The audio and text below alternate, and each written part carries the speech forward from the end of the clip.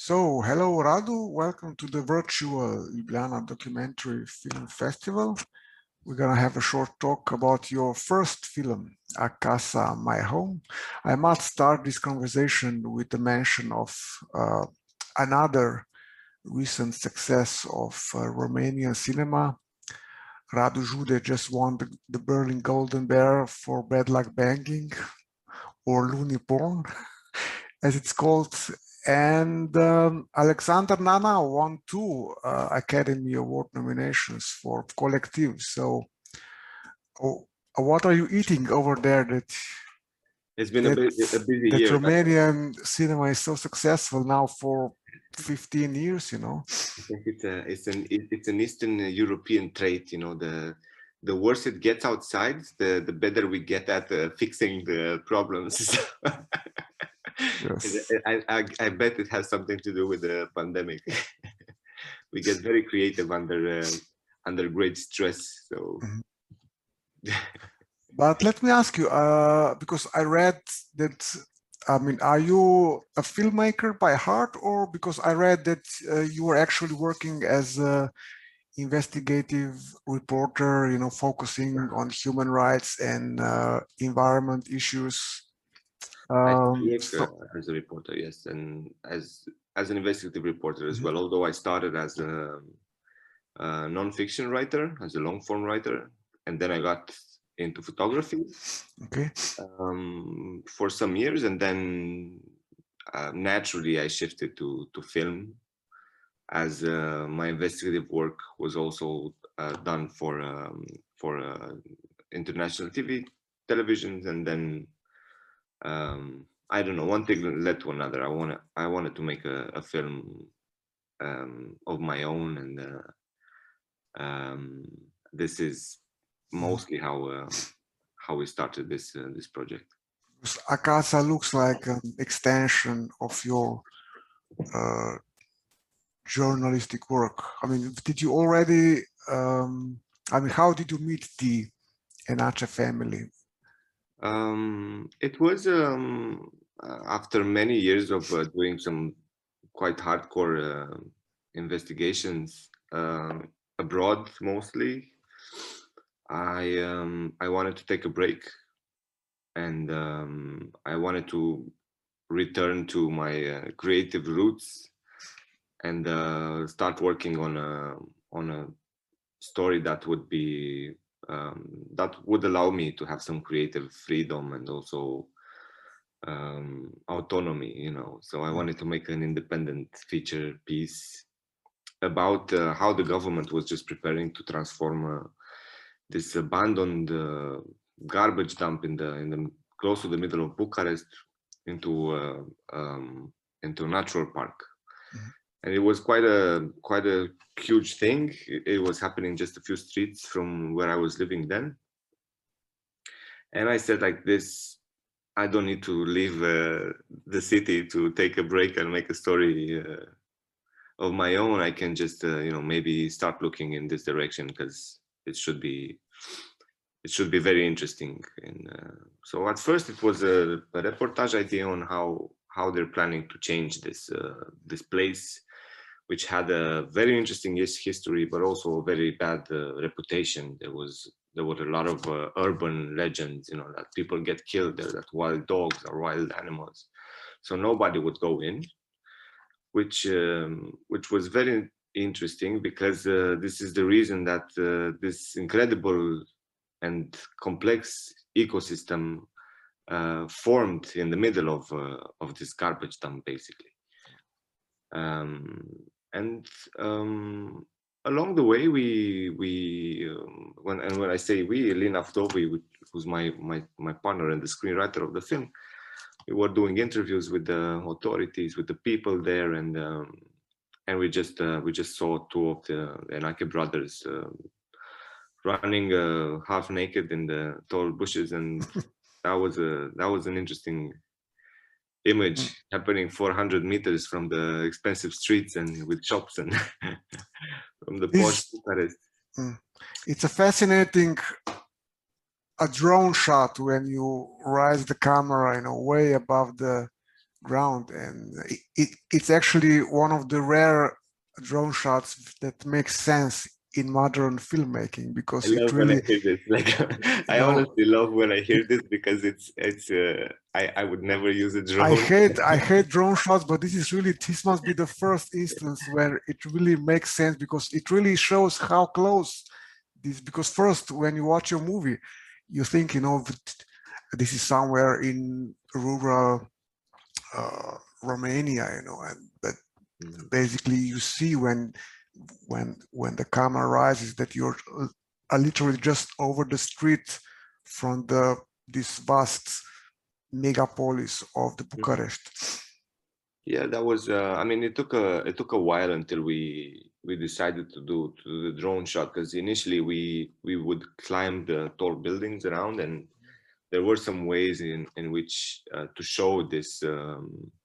To reveal this, like how these two areas are separated by just a fine concrete line, but it was also, the metaphor behind it, which is, like it was a good reveal for the plot of the film, for the conflict that was unfolding in the lives of the characters. And I mean, we just said, like, let's give it a try, let's see how it looks. And we had a friend who had a drone, and we did some testings, and like we flew with the swans, and it was incredible. It was also really good tool to use to explore the beauty of the extraordinary of this place, which again, nobody knew anything about it, and they just discovered that there are like hundreds of species of birds and animals and plants, and most of them are protected by law. They're like rare. So it was a really nice tool to have in this circumstance. But obviously the film, then in the way we shot it and the way we decided to shoot it, the drone was a contradiction. But we and my colleagues made it work, in the sense that, like, it was a necessary shot for this film. And it must have been a long process. How long was the filming? We filmed for 4 years almost. Okay. And we edited for 2. Okay. Yeah. But yeah, I don't know. It was quite an organic process. The whole the producing this film, and not for a while, not having ties with like a proper production company, allowed us to actually make sense of what we were doing. And again, I was quite lucky to have personal resources to do this. First of all, it was quite close to my home, so I didn't have to spend a lot on traveling, and I had my own cinema kit, which I was already using for my investigative work. So and of course I had the Mircea Topoleanu, who's the co-DOP of the film, and Lina Vdovi, who were both very involved in this. So we managed to create something that's very independent at heart. It was learning how things in film are being done conventionally. I understand that this film couldn't have been done in formal conditions, let's say. But of course, we had to formalize it, and of course we had to, we had to make a film out of the hundreds of hours of footage that we were gathering for the first part of the project. So having a producer and reaching out to the international community of filmmakers and entering this, let's say, industry circuit helped a lot in developing the film and in making this competitive, let's say, cinematic piece, rather than a very independent story, which was quite confusing at times. So it helped a lot to formalize it in the end. But having this fascination, not being like unformalized in the beginning, really helped developing the style of the story, developing the access, to the characters and the relationship we've had with them. So, yeah. But filming in unpredictable environment was probably a technical challenge also. How did you handle probably several cameras, sound? It's pretty, Yeah. I mean, I know it's. I think it. I think it. I'm definitely. I mean, as an independent journalist, not independent, investigative journalist, you're always shooting in unpredictable environments, and sometimes it's quite dodgy and so on. So you have to make the best out of what you have. Basically, you cannot. Most of the times you cannot have a sound engineer, you cannot have an electrician with lights and so on. So you'll have to, and having a background also as a photographer, I always carry one of these with me, just as a, just to keep my, let's say, my mind focused on creating visual and meanings from the things I see every day.